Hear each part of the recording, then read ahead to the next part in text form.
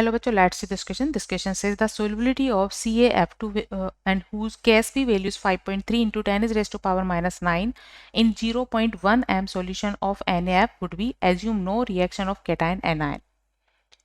Key concept for this question is solubility for the given salt. Key concept for this question is solubility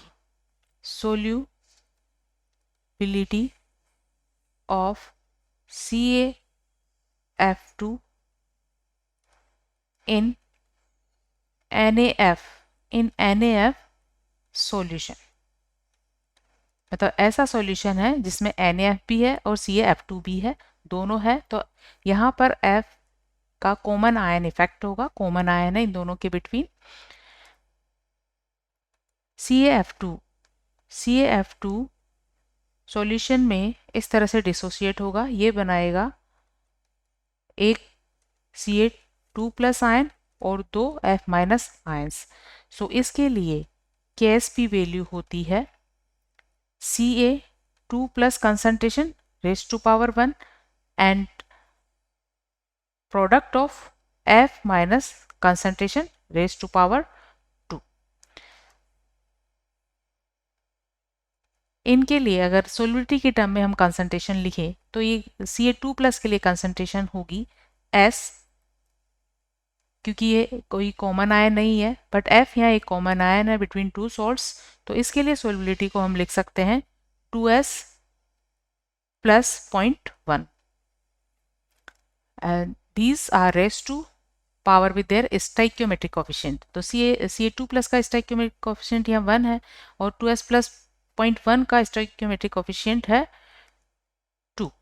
सो यहाँ से value मिलेगी हमें S into, अब क्योंकि अगर हम यहाँ S देखें तो S की वैल्यू काफ़ी कम होती है 0.1 से, क्योंकि S स्पेरिंगली सोल्यूबल सॉल्ट्स की सोल्यूबिलिटी होती है और स्पेरिंगली सोल्यूबल सॉल्ट वाटर में बहुत कम डिसॉल्व होते हैं, मतलब उनके आयंस की सोल्यूबिलिटी काफ़ी कम होती है, कंसंट्रेशन काफ़ी कम होती है। तो हम S को क्या कर सकते हैं, नेग्लिजिबल मान सकते हैं और इस इक्वेशन को हम इस तरह से लिख सकते हैं S into 0.1 raise to power 2। अब जैसा कि क्वेश्चन में Ksp वैल्यू गिवन है, this is 5.3 into 10 is raise to power minus 9 is equal S 0.1 का स्क्वायर करने पर ही वैल्यू होगी 10 is raise to power minus 2। तो S value solubility will be 5.3 into 10 is raise to power minus 9 divide by 10 is raise to power minus 2 is equal 5.3 into 10 is raise to power minus